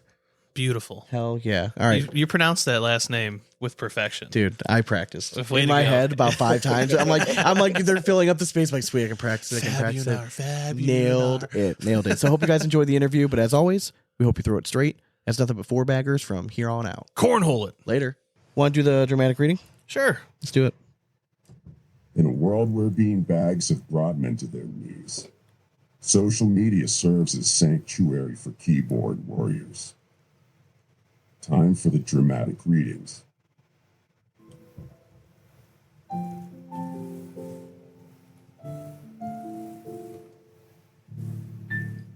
Addicted to Cornhole by Patrick Joseph Tapio. The pack finally came in, and I was digging the hybrid carpet with the Halo Fast Side. And then as I was admiring the design, the wings, the blue and black stars, I noticed the BG.com advertising and noticed the M resembles a pitchfork. It could mean nothing, but to others who used to be around the gang culture, is that a gang reference hidden in the design or something else? Please enlighten me, peeps. Other than that, the bags are fire emoji. Well, that fire emoji is hellfire. So what kind of message are you trying to send? First of all, Sir? like, this is why I love Addicted to Cornhole. I know. And first of all, thank you for posting that. Absolutely. Because you might have just exposed, like, the Illuminati or something. Oh my gosh. Like, I we knew caught it. you I red-handed. knew it. Obviously, when I read this, we were going to have some fun with it. I posted a bunch of memes, posted a little reel, just started instantly just going to it. Like, that's the kind of stuff I love. It was an innocent enough question. I get it. The guy meant no harm. Little did he probably know that Addicted to Cornhole It's going to light the world on fire with that. Garbage. Just absolute garbage. All right, so I figured I made a post about, hey, just what's BG stand for gang name wise. Yeah, So I like it. I figured let's read some Wrong of these answers off 'cause- only. Yeah, correct. Yes, correct. Nate Voyer. Kids these days. I like that. Drinking and sinking. BG is bored gangsters. Made sense. Corey Gilbert. Roly polies. Philip Swanson said kid bop. I like it.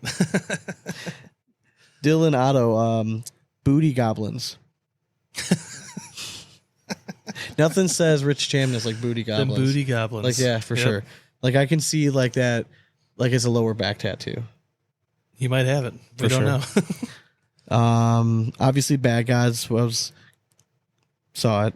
Sorry, I was and I hoping no one was going to put it, but Yeah, lame. the Bungalow Goons, the Bang Gang, Jordan Kamba, the Cornhole Conquerors.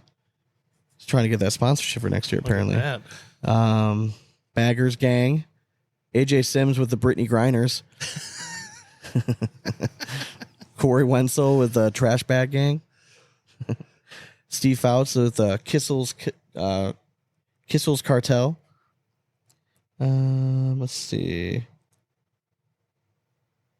Andrew Labrador with the Hawk Tuas. And then, yep. Oh, and then the Sticky Bandits from Josh Thielen. Gotta love the sticky bandit. Gotta love the Sticky Bandits. Hell yeah. All right, well, you want to cue the rap horn? Do I ever? Do it. Wow, that was very like steady. Rhythmic. It was right? kind of. It was I was nice. trying. I'm It was working kinda on nice. it. All right, well, reach us at Instagram, Facebook, and YouTube at Big Ass Cornhole. And Facebook at Big Ass Cornhole Podcast. And you're going to hear our sponsor shout outs here in a minute. So give them a listen right before the interview. Heck yeah. Patreon. If you're thinking like, how do I support these guys? If you go to patreon.com/Big Ass Cornhole, for the price of a beer a month, you can get bonus content, access to our deepest, darkest secrets, and our minds. Okay. We give away bags. We do monthly happy hours. Just pretty much a gay old time. And there may or may not be some kind of question going up there for which intro song you like the best, or maybe we'll just change it every week. Yeah. So Who knows? if you're listening and you're like, you follow us on Facebook, just, what did you think of the intro song? Just leave it in the comments. Don't say anything. Don't write this is what I thought about the intro. Just write whatever you thought. Yeah. Just put it on down. and We'll then understand. It's going to be completely random in the comments, and I'm going to love it. Yes. So if you thought it was epic, if you were creeped out, I want to know. Please. I hope If it you were does both. listening on Apple Podcast, if you don't mind dropping us a review with 5 stars, we greatly appreciate it. We're always looking to turn that up. Don't forget to check out Hard Drag Push. If you go to harddragpush.com, it's kind of your one-stop shop for all the latest cornhole news. I've been trying to post up weekly blogs. We have all of our podcast episodes over there. So you can register for the Big Asp Open. Right there. Right on the page. You just register right there, and it's going to be there. And it's going to be awesome. Sign it up. Yep. So don't forget to register for that. Get the money in. Get your squads together. Come for a banger of an event. And I think that sums everything else up. Hell yeah. Hope everyone here, truthfully, has an awesome 4th of July. If you're listening to this after the 4th, I hope your 4th of July was just an American as hell. And we're also, we're cornhole players. So watch them fingers. Seriously. Watch them fingers. All right. Jason Pierre-Paul. Yeah, we don't need any signing JPP accidents. Hell yeah. All right. Have an awesome holiday. We'll be back next week with an epic interview from John from Spencer McKenzie's and the Throwdown. So you're going to hear about everything Spencer McKenzie's next week. So hope you guys have a great holiday, and we'll be back next week. And as always, we hope you throw it straight. And it's nothing but 4-baggers from here on out. Cornhole it. Later. All right, guys, welcome back to the Big Asp Cornhole Podcast, where we are now joined by Mr. Dusty Thompson and Mr. Spencer Fabionar. What's going on, guys? Not a lot, man. Appreciate you having us. Hell yeah. It just seemed like perfect timing, right? Spencer, you got a little broadcast experience, man. How walk us through, what was it like playing under the bright lights and all that stuff? Well, at first it was nerve-wracking because obviously I haven't been on like TV. I've been on the like live streams. Yeah. It was different having the mic and having the cameras on you. Did it bug you at all? Actually, like once I like released that first bag, it did not bother me. Okay. But like everything, or then like the down and backs and all that stuff, it was pretty nerve-wracking. Okay. And then you guys made like a pretty epic comeback win. Oh yeah, being down 8-0 in like round 7 in a 10-round limit game, that is pretty big. It's a very big win. Yeah. Your partner has been pretty good at the round limited stuff recently. Oh yeah. Yeah, he's been doing pretty well. So how long have you been playing in general? I've been playing, I think I'm just under the 3-year mark. And I think I'm like 2.5 years, but okay. Yeah, I started like right after quarantine. Okay. And how did you get involved with it? Like, how'd you find out about it? Well, it's actually all to my dad. Okay. He brought me out to play cornhole at like this bar one time because I was just addicted to like video games at that point. I wouldn't leave the house. Okay. So he wanted me to get out the house and started playing. So he would buy my buy-ins, and then I sucked so bad at first, but then I just got mad at like I was so bad, so I kept trying to get better, and then I ended up starting stuff. So okay, but you like it though? Oh yeah, it's fun. Okay. Yeah. All right, you still game though? You still get fit it in? No, I don't at all anymore. Actually. Good for you. All right, cold turkey. I like it. All right, all right. So on the broadcast, they were talking about. You just agreed to you're getting a scholarship, and just walk us through that process. Like, what was the thoughts? Like, when did it come through? When did you make the decision? All that stuff. So when I first got asked, I really wanted to go, right? But it all of a sudden, like, I didn't want to go because it was like, damn, that sudden realization that I'm not going to have any friends, have any family, like. I'm like 18 years old. Like, what am I going to do out there? But then Dusty was like trying to find players and reached out to some California people. So as long as I get like one friend to go, I was through, you know? Okay. So my buddies are joining me. So. Oh yeah. Who's joining you? His name's Sal Sandoval. He's like 2 hours away from me, but we're good friends. Sweet. Hell yeah. You guys California is like I don't want to call it like up and coming, right? Because like obviously they've had cornhole there for a while. Yeah. But I feel like all of a sudden like you guys are just popping off like a whole bunch of like young studs out there. Oh like, yeah. I would definitely say we're slept on. Like it's the competition in California is tough. Like I wouldn't say it's unslept on. I would say it's unproven so far, right? Because you guys haven't had like anyone on that West Coast that's been like the motherfucker yet. You know what I mean? Like you guys have been really good. Like you guys have had splashes and stuff, and yeah, you guys win like a pro shootout and stuff. But until somebody from the West Coast handles it, I mean, has the West Coast adopted Tony yet? I don't know. Like, yeah, some of that stuff's kind of weird. Tony Smith, but So Dusty, talk us through, like, how did you get this program started up, man? Like, this is pretty cool. So honestly, they approached me right around August, right before Worlds, maybe July. And Okay. they reached out to me, Winthrop did, and said, "Hey, basically, we want you to take this job and lead this program." I was like, "All right, I'll give it everything I got. I can't promise anything. It's new, it's just hard to build something from scratch."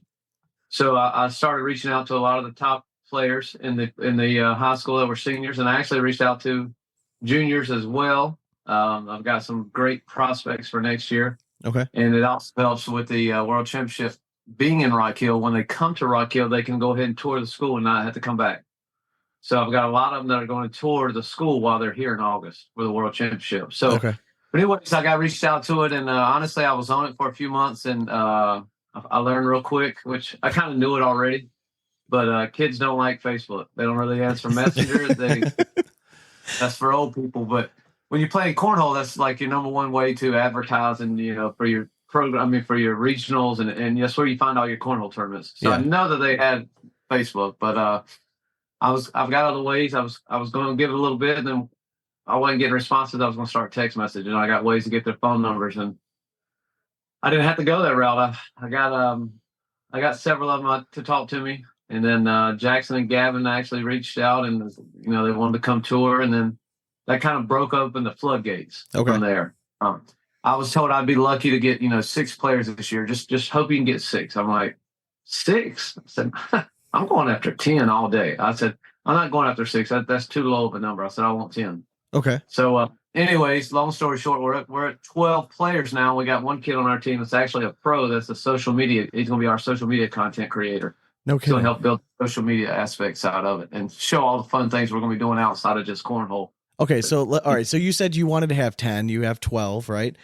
What does college cornhole look like right now?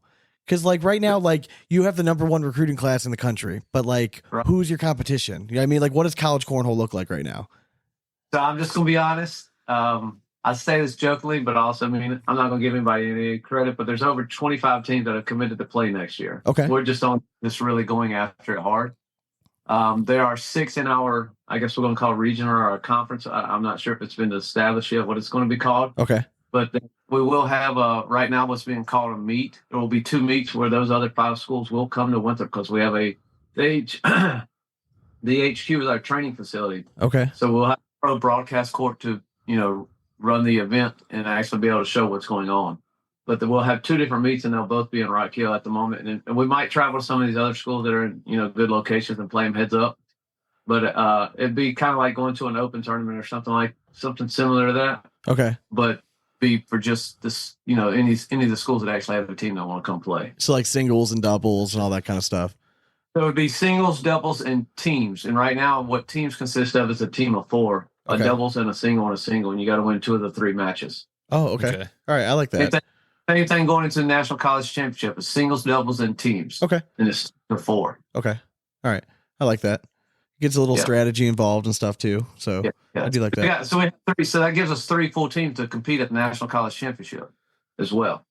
So I got to ask, how did this go from Winthrop deciding hey, we want to be that school. We want to be cornhole. I mean, obviously it helps that, the ACL is right there, but the fact that a college is willing to give scholarships that's a big deal. Yeah. Are you guys an NCAA sport? No, thank God we're not. I don't ever want to be NCAA. You got plenty of rules, and they want their cut. I guess they want their cut. Let me back that up. I don't really know that, but it's just what I've heard. They want their cut. It's all right. I'll say it. I can do stuff outside without the NCAA if need be. Okay. That I don't have to follow certain guidelines. And I don't mean bad guidelines. If one of the boys want to come in town for the weekend, come summertime, just so they can see the college and they need a place to stay because they're coming by themselves, they can come stay at my house. But I can't do that. NCAA won't let you do that. Stuff like that. Yeah, that's breaking their rules. So okay, I get it. No, the recruiting obviously is going to be much easier, but I guess if I were going to go to a local college here in Ohio, right, Cleveland area, and I want to start a program up, but I'm in order to be successful, like really, you got to have some sort of scholarship money. But like, Right. you guys is this like an ACL governed like thing right now? Yeah. ACL. Trey has stepped away from his duties, the majority of his duties with the ACL, to grow the college and high school side. Yeah. So that's his main goal right now. And as soon as the boys get here, that's going to be one of the first things that we're going to do is we're going to head to the school district and have a meeting with them and try to get it into the high schools around here. That's not Trey doing it. That's going to be me doing it. Okay. Just the World Championships in Rock Hill, the headquarters is here in Rock Hill. I mean, everything's right here in their backyard, and we don't have any high school teams. There's no reason in that. These kids, a lot of these kids travel across the country to play high school tournament here in Rock Hill, and we don't even have our own team. So yeah, we're going to, as a team, we're going to definitely go try to push that. And even if we got to go out there and train some of these kids and teach them how to play, would love to see Rock Hill, on the map with a high school team. For sure. And it's such an inexpensive sport to get involved with. Yeah, I mean, really, I mean, I'm assuming like when you start, you don't even need your own bags. You know what I mean? Like there's always gonna be bags around. I mean, it's basically free to join. Well, that's why these kids are getting so good, man. Yeah. They like Spencer just said, he's getting off the games. He started making money. Yeah. I heard an interview, and I don't know how accurate it is or what it is, but I heard an interview that Jaden Ellis, I believe, said he made $40,000 in 2 years as a high school kid, not working. So, I mean, I've talked to multiple parents that some of them have older kids, and the kids are mad because their younger brother or sister doesn't have to work when they go in high school because they've already saved up enough money from playing cornhole. That's crazy. So, it's just a way to have an income instead of having a job and having to go to work 2 or 3 nights out of the week as a high school kid. You get to hang out and have fun with people. Is there anything like, are there any rules about like eligibility, like as you guys are currently set up? Like, let's say someone like Alex Hicks, he's let's say fast forward, he's a senior in high school and you want to offer him a scholarship, but he's been a pro player for like the last 4 years. Like, does he still have like eligibility, like under this? He'll have eligibility to be a part of the team, just he's not allowed to be a player. Okay. He can so he can come in, and practice with the boys. He can come in, as a trainer. I mean, there's multiple things we can work around that. But assistant coach kind of thing. I got you. Okay.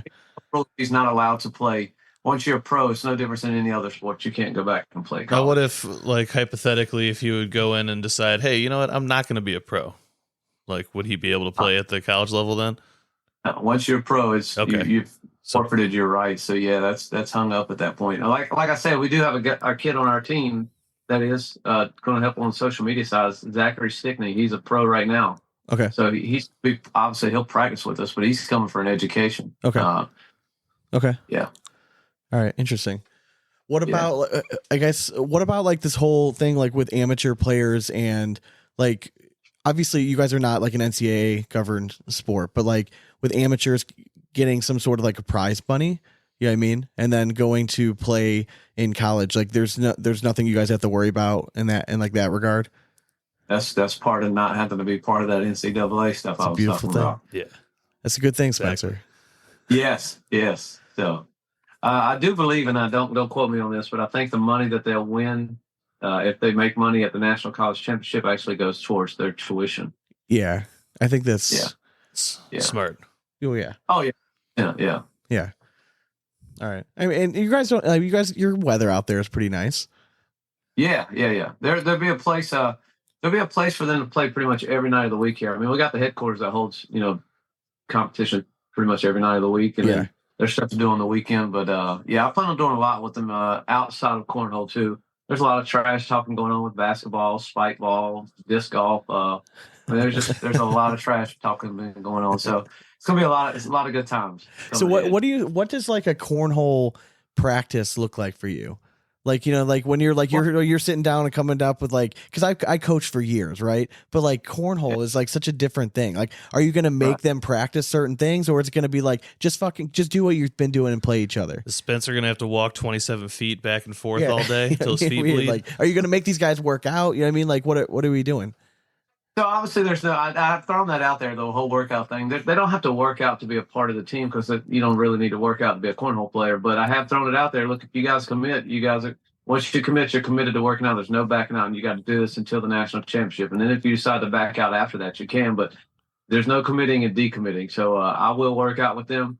The last kid that I got is he actually does a lot of working out, so I'm going to let him lead up some of that stuff. He doesn't know that yet, but he's a four-time state champion in football.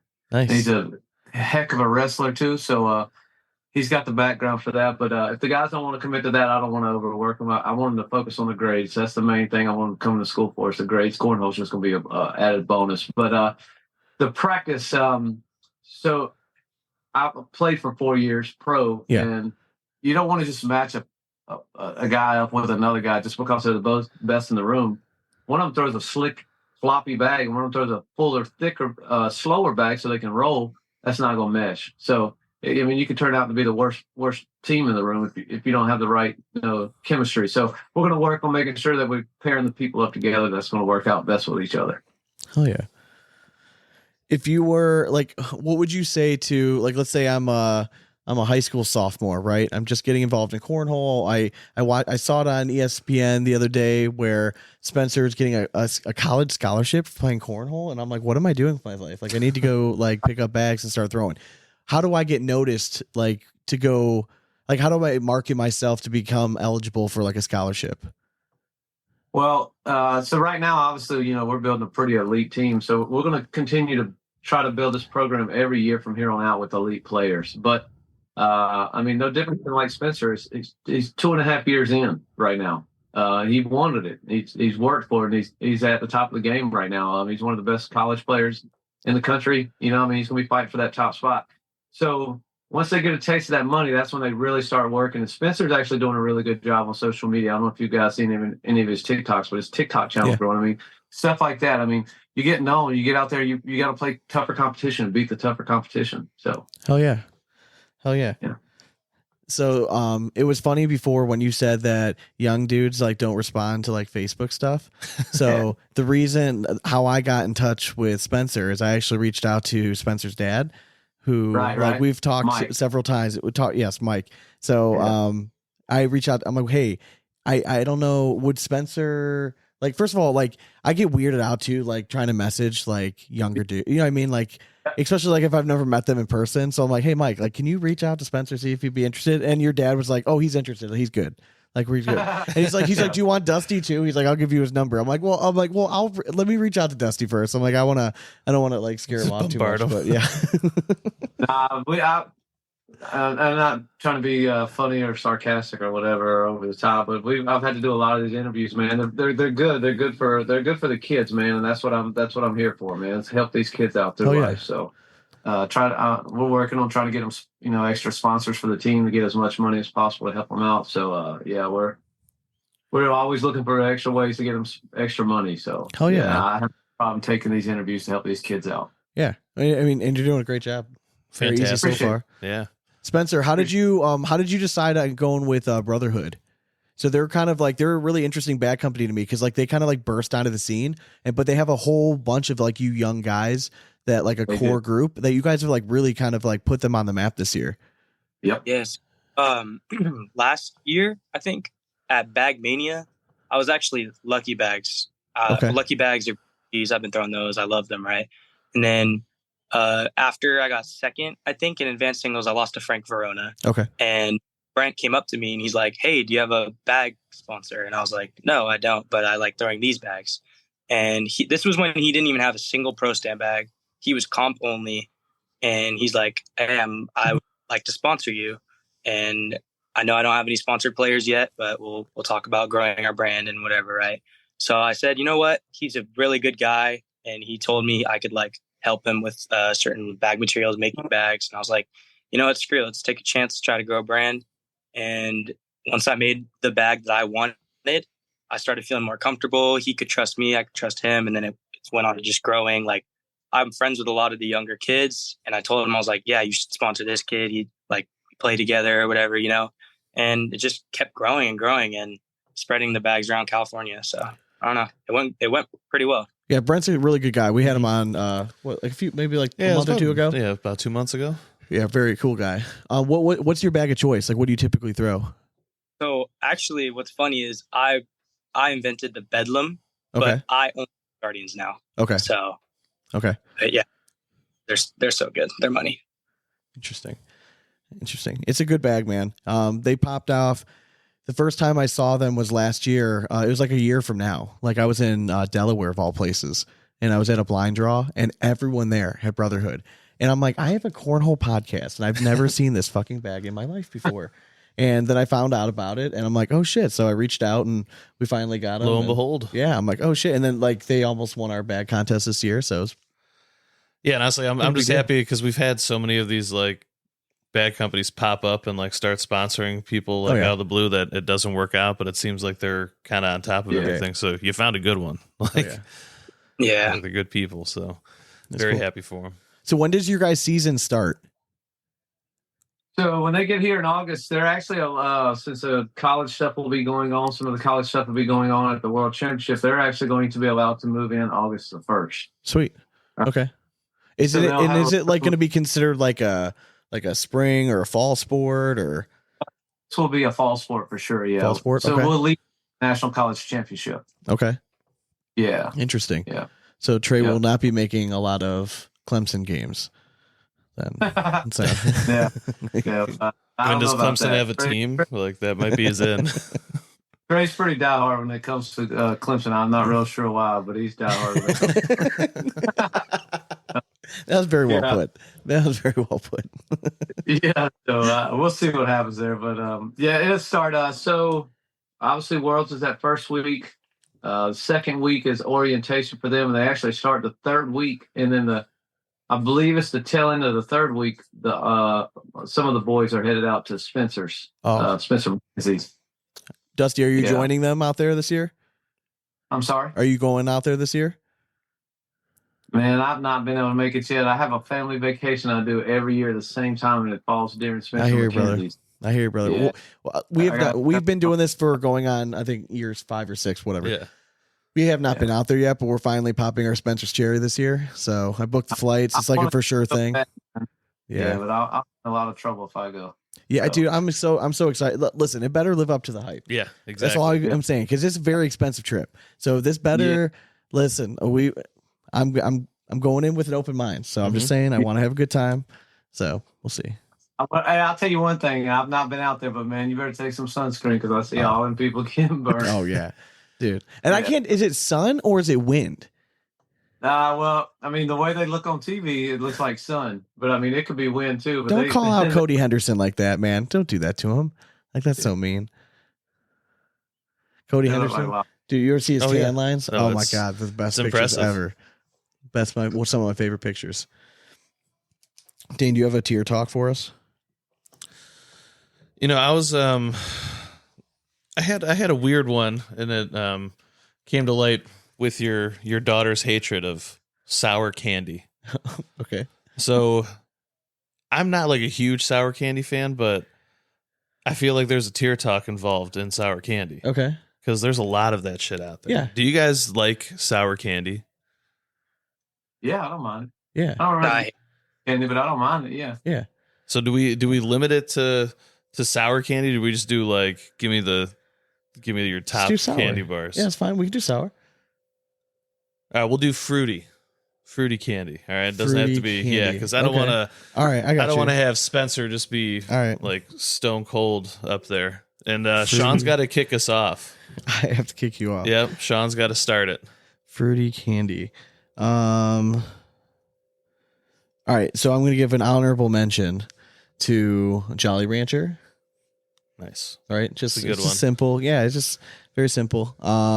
This might be cheating, but number 3. Do you know those the caramel apple suckers? Oh my god, yeah, like that's. I'm going with so number 3. Random. Yeah, number 3. Number 2, Starburst. What's your favorite flavor? Starburst. I mean, probably pink. Pink. Yeah, I'm gonna go pink. Yeah, you are. And then fruity. number 1, Skittles. So you're just going OG. OG Skittles. Yes. Yeah, not like the wild. Yeah, I don't need to. berry I and don't with need the to fun church it up. packs. I don't need to church it up. It's going OG Skittles. All right. Yeah. That's not too shabby. Yeah. Thanks. Skittles they're all right. Yeah. Why not? Yeah. All right. Who wants next? One of you two got to take it. Spencer. Wait, you just do? You just named off 4 candies? Yeah, so you just build up to your number one. Oh, okay. Well, I'll have to build up. Okay. I can't go backwards. No, it makes it harder. Fruit candies. Do fruit snacks count? Yeah, absolutely. Yeah. We all know that they're not healthy. Come on. You're looking at us like, does that count? Yeah, it does. It's like, I'm gonna steal yours. I love Jolly Ranchers. Oh yeah, the blue one specifically. Oh, okay. Blue That's raspberry. bold. I like even it. though it fucks, even though your tongue's gonna be blue and Yeah, I don't care. I don't All right, care. it's fair enough. All right. Yeah. And then I'm gonna go with I'm gonna go with a grape lollipop. So just Ooh. those like dollar lollipops. Yeah, like yeah. Dum Dum. Okay, I like it. I like it. Hell yeah. My last one, tropical Skittles, just like the berries ones. Oh, Nice, okay. So, all all right. right. So you want to? All right. He wants a a little fruity. He wants It's a little all right. island flair. He's from, in there, he's Sean. from California. Sorry, not everyone can be right all the time. It's fine. Yeah. Just enjoys his passion fruit. It's fine. All right. It's fine. All right, Dusty. Dusty. Lay it on All right, us. To go with the number 3 would be might be a little old, fruit by the foot. Oh yeah, hell that's yeah. a terrific one. I actually had an idea of a funny video of measuring out cornhole boards with fruit by the foot and then just eating it. Yeah. See if you can get it all in your mouth. That's what you should do. See if you can get it all to fit in your mouth. That whole 27 feet. I don't know. Last time we posted a video putting things in the mouth, Jamie Graham got all upset, so I had to take the video down. Anyways, sorry. Oh, I forgot we're recording. Yeah. Oh well, it happens. Number 2 it had to be Jolly Ranchers. And then the number 1 is going to have to be, I don't know if you guys have had them. I don't know how new they are, but the Nerd Clusters. Oh, Nerd Cluster. Yeah, we've had it before. Yeah, that was, Yeah, they're terrific. yeah, Yeah. that's I don't definitely. even like sweets, but once I started eating those, Yeah, it's like can't crack. stop. Yeah, Yeah. It's something illegal is in there. Honorable Yeah. mention for me. I'm excited to hear this. You remember Dane's a big the fruit Sour guy. Punch straws? Yeah. Yeah, I'm gonna do that honorable mention. Okay. Like those Okay. just nostalgic. Number 3, I'm gonna go with sour Skittles. I mean, I got to throw some sort of Skittle on there, so I'm just gonna throw those Okay. in there, even though not my favorite, but I can't repeat. Number 2, I'm gonna go with just a Tootsie Pop, preferably the blue one. Okay. I'm eliminating the chocolate one off of this list, but like I don't know, the blue one I've always Really? Okay. enjoyed. Interesting. All right. Yeah. And then number 1. Oh, I had it in my head, and then I thought of Tootsie Pop, and now I'm blanking on it. Hang on. What was I going to say, Sean? Nerd Rope. Thank you. Orange. Yes. Is that what it was? Wow. Yeah, Nerd Boom. Rope, because Yes. you took the clusters, which are superior, but again, I'm not going to repeat, but I'll take the Nerd Rope all day. Another honorable mention is the Sweet Tart Rope as well, Oh, because I've never had that. those are bomb Oh, too. shit. Spencer, did you play any other sports growing up? Actually, I played baseball my whole life. Okay. What position were you? I was corner infield and I pitched. Okay. All right. Standard. Yeah, I was gonna say. I think every Cannon like for corner. arm, Yeah, corner infielder was also a pitcher at that age. Position, yeah, corner and pitcher. Okay. Can I ask you can I ask you a strategy question? So I thought it was odd that rarely do you see a lefty righty pair with arms outside. Did you guys choose arm outside, or did you guys want that matchup against, you know what I mean? Like you wanted to throw, you know what I mean? Like what was that decision? Or were you guys always doing arm outside? So honestly, like, I don't know what it is, but for me, I swear I'm different skill level on each side. Like one day I could like not find it from the inside of the board. Okay. And one day I could be insane. So that day I was like, Tony, I cannot throw inside to save my life. So, and he was like, honestly, I'm feeling good on the outside too. So we just both went outside. All right. So. Because it is unusual, because most of the time you'll see that like both arm inside, but I'm happy to hear that, because you're really good, and I find that happen very frequently. You know what I mean? And, like for the strategy wise, we both have a reverse cut. Like what you saw him do to grab that bag in that game. I don't know if you remember, but yeah. we can grab bags from that opposite side. Correct. Which I think that's an advantage for being on the outside of the board. Yeah. So. It's weird, because like what you guys do, Dusty, maybe you can attest to this. How these guys play is almost like an old school way, because like almost everyone used to have like that reverse cut. You know what I mean? Like you rarely did you ever see a bag go right to left for a righty. early on. Right. Everyone had that natural Reynolds Pro Advantage, like left to right little kick. Yeah, I mean, because no one was throwing it perfectly flat. That was the old horseshoes toss. Yeah, Like the backwards flick. yeah, showing our age. Yeah, I know. We've been the old ones. You here. asked about the baseball actually leads me into something else. Please. I'm pretty sure every player on our team played some kind of high school sport. So God. that's actually going to be a lot of fun for all of us because we'll be able to just compete at everything. Even if they didn't play it, at least they're athletic enough to be playing other sports. So it's just going to make build the team morale a lot more, being able to play these other sports and talk trash and have a good time with it. Well, that's what I try to tell every like young athlete. Like, don't just stick with one sport. Like, if you talk to any college coach, right? Like at the highest, I think Urban Meyer was really famous for like he never signed another player that didn't play at least 2 sports in high school.